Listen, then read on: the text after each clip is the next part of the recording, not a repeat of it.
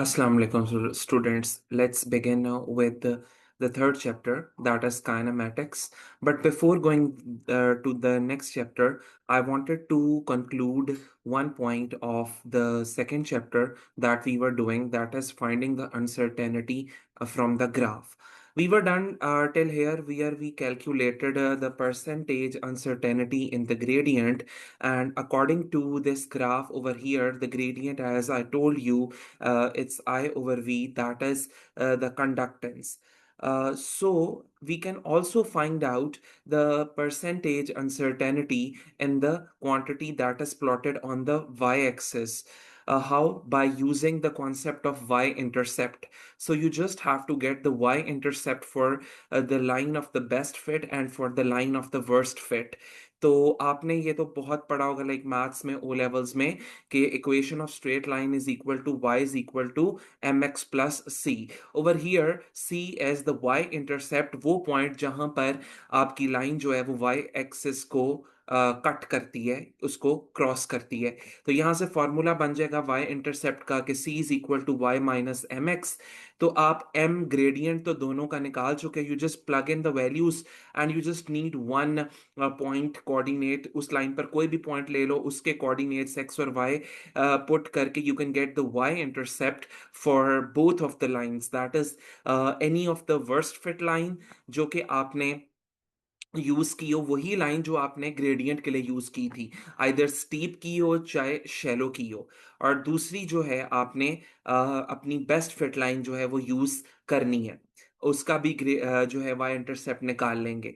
तो Y intercept का भी same formula, percentage uncertainty in Y intercept that is represented by C is equal to C of the worst fit line minus C of the best fit line divided by C of best fit line. वहां पे gradient है, यहाँ पे C है, formula same है. Note very important point, that is percentage uncertainty in C actually gives the uncertainty in the percentage uncertainty in the quantity plotted along the y-axis. अब अगर आपको ऐसा क्वेश्चन आ जाए, अगर वो percentage uncertainty on the X axis पूछ लें, तो फिर आप क्या करोगे? Then for that you will have to relate कि वो क्वांटिटी है क्या. ओवर हियर यू सी के एक्स एक्सिस पर आपके पास वोल्टेज है, वाई एक्सिस पर करंट है, वाई एक्सिस पर करंट है, और जो ग्रेडियंट है that is actually conductance, that is 1/r. तो वाई एक्सिस पर आपको वोल्टेज बनाना है. अगर सिंपल ग्रेडियंट रेजिस्टेंस होता तो वाई एक्स एक्सिस की quantity that is voltage would be I into R, but over here it's 1/r. तो you would do as you would simply want to convert this X quantity जो कि voltage है इस form में आ जाए. Resistance के साथ तो वो मल्टीप्लाई हो रही है, तो 1/, रेजिस्टेंस के साथ क्या होगी? डिवाइड होगी. जस्ट गो बैकवर्ड जो हम उसमें करते हैं फ्लिप चेंज में. तो if I just do like this, I divided by 1/r, that is equal to I multiply by flip change हो जाएगा, मल्टीप्लाई बाय r, तो you get the same thing that is I R. तो ultimately आपने that is I R is equal to v, तो Y X axis पर v ही है on X axis. So actually how you are getting the quantity on x-axis? By basically dividing the quantity that is on the y-axis and the gradient.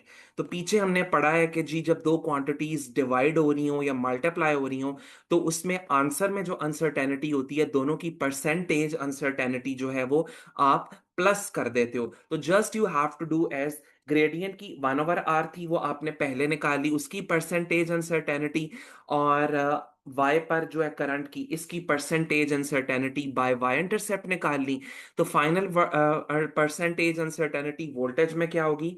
तो we would write के जी percentage delta voltage is equal to percentage delta gradient, that is I, plus the percentage delta C, that is the percentage uncertainty in y intercept, that is the current. तो final uncertainty इस तरह देंगे. तो concluding in a nutshell, आपने देख लेना है कि यार एक्स एक्सिस के ऊपर जो क्वांटिटी है वो ग्रेडियंट और वाई एक्सिस की क्वांटिटी को किस तरह जोड़कर प्लस करके डिवाइड करके मल्टीप्लाई करके सब्ट्रैक्ट करके ऑब्टेन हो रही है, राइट? तो अकॉर्डिंगली आपने उस तरह डिसाइड कर लेना। अगर प्लस माइनस करके ऑब्टेन हो रही है तो you would go for just adding the absolute uncertainties, और अगर जो है वो मल्टीप्लाई डिवाइड करके हो रही है you would go for adding the percentage uncertainties. तो मोस्टली क्योंकि हम परसेंटेज अनसर्टेनिटी से डील कर रहे हैं, ग्राफिकल मेथड्स अनसर्टेनिटी का, तो बहुत कम है कि they would give you such quantity on the X axis जो दो चीजों को, ग्रेडियंट को और वाई की क्वांटिटी को प्लस माइनस करके है, मोस्टली डिवाइड मल्टीप्लाई से होगा, right?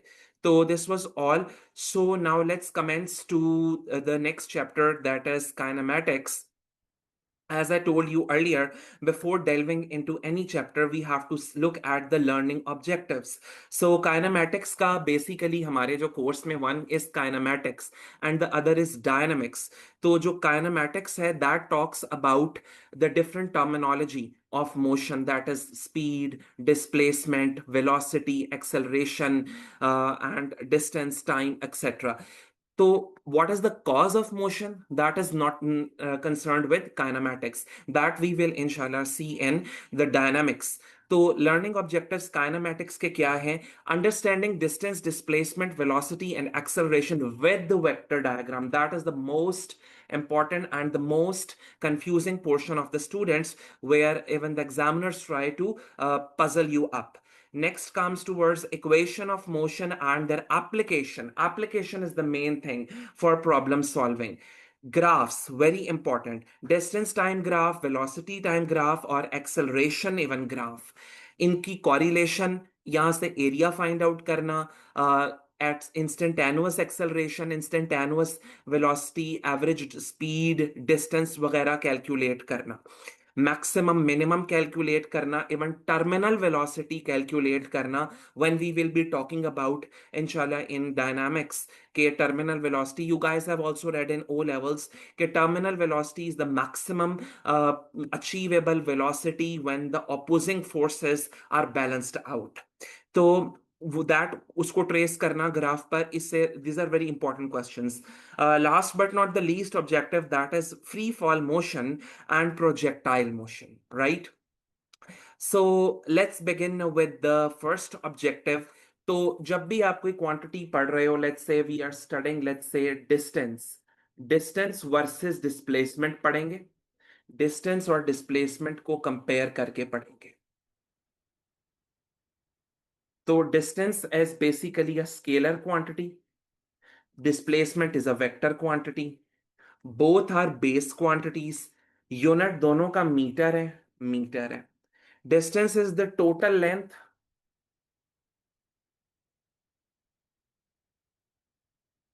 It is the resultant length. यानी मतलब यह है कि, तो यहां पर अगर रिजल्टेंट हो तो direction matters, direction matters.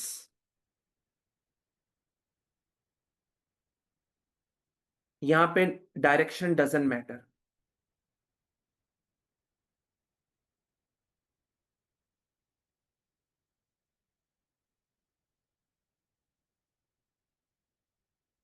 Next you have both, दोनों की डायमेंशन एल एल बनेगी, that's it. Both are, as I told you, they are base quantities. तो डिस्टेंस मिसाल के तौर पर एक ऑब्जेक्ट है, वो नॉर्थ से साउथ 20 किलोमीटर मूव किया और फिर साउथ से जो है let's say east east move कर गया, दैट इज 30 किलोमीटर। तो टोटल डिस्टेंस जस्ट दोनों को प्लस कर देंगे।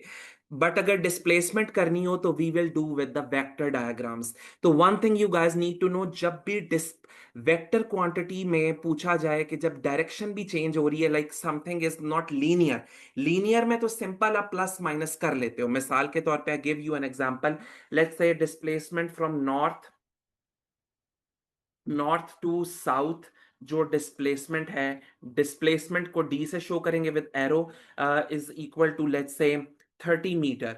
and then from south to north है displacement that is 20 meter. तो you simply go for, जब collinear vectors हैं you can just easily add or subtract.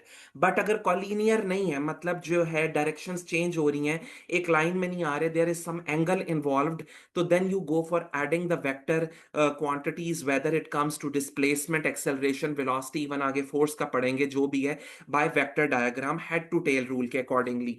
तो लीनियर में आप सिंपली जो है प्लस माइनस कर सकते हो. इन लीनियर वेक्टर डायग्राम की अगर बात करें, in linear algebraic, simple algebraic addition and subtraction, simple algebraic plus and minus. Plus कहां पर करेंगे? जब सेम डायरेक्शन है.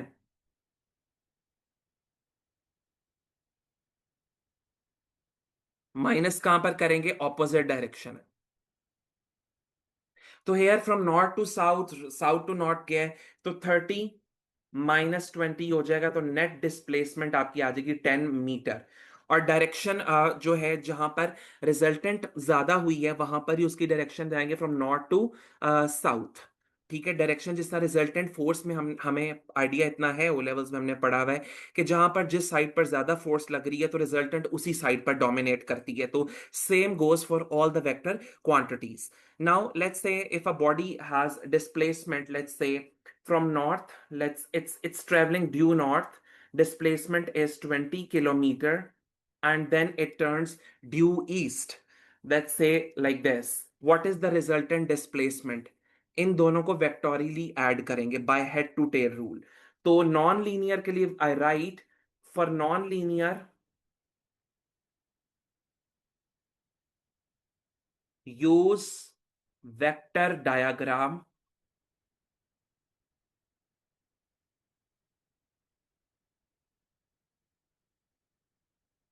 in which vectors are placed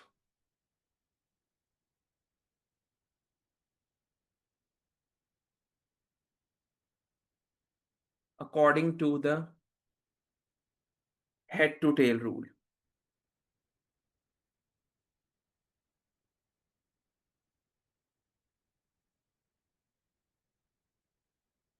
Now, head to tail rule क्या कहते हैं? Number one, I want to clear this thing. If this is a vector, I can pick this vector and displace it anywhere in the same direction, just like जिस तरह translation करते थे maths में, geometrical transformation में translation, right?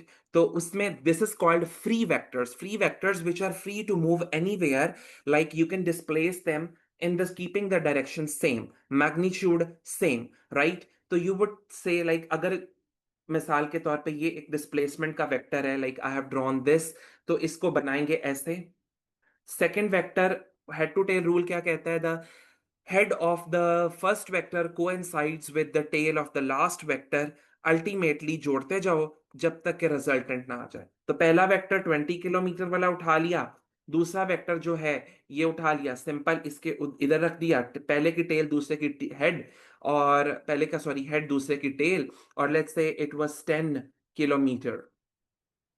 तो 10 kilometre ये आ गया. दो डिस्प्लेसमेंट थी. Now turn for the resultant. Resultant vector is the affective vector जिसके अंदर तमाम ऐड या सब्ट्रैक्ट होने वाले वेक्टर्स का इफेक्ट मौजूद हो. तो this is the most effective vector, that is the vectorically the added vector obtained by adding and subtracting all the vectors which have been joined by head to tail rule. So इसकी direction क्या होती है? From the tail of first vector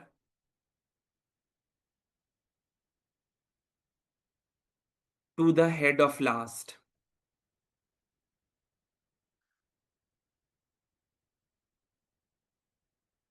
Now you join this. This is the tail of the first, head of last.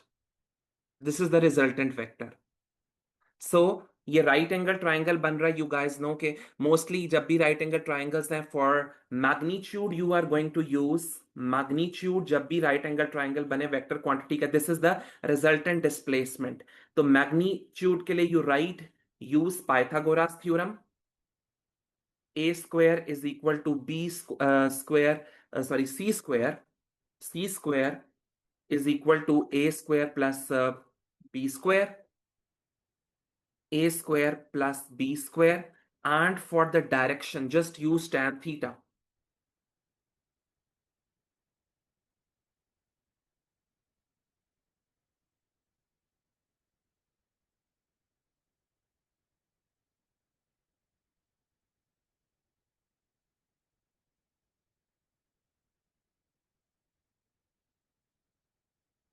Tan theta, because tan theta you guys know कि perpendicular or opposite over base or adjacent होता. So this is the thing that you need to remember. तो net displacement you will give by this formula. और next आ जाओ आप acceleration की speed and velocity. Same is the concept of speed and velocity. तो उसको भी compare करेंगे.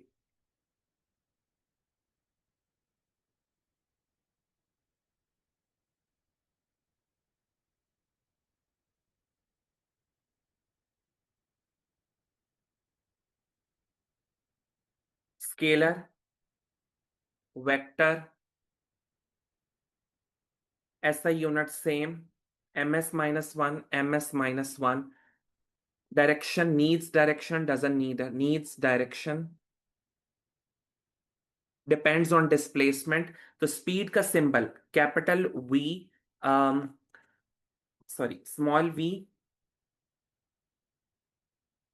v is equal to distance over time, and this is capital V, small v with arrowhead is equal to, that is displacement over time, right?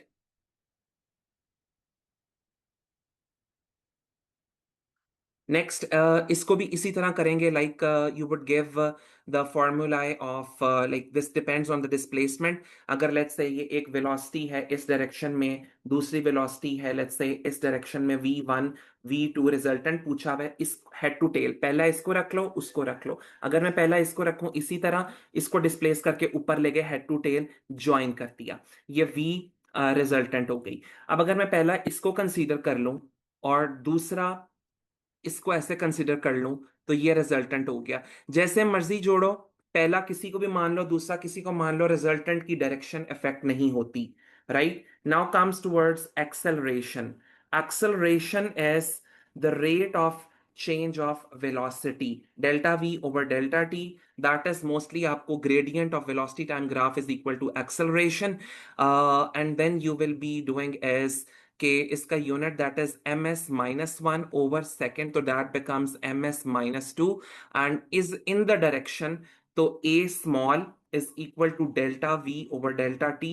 तो v की direction में है. When velocity increasing, तो acceleration is negative, decreasing, opposite to the direction. When velocity, sorry, decrease. When velocity increasing, acceleration is positive and same direction. तो opposite direction का मतलब 180 degree भी होता है, same direction 0 degree, right? So this was the first objective, that we should know about these terminologies with some vector diagram, how you have to draw. In the next section, we will be moving towards some problem solving that will be further improving your concept on these topics.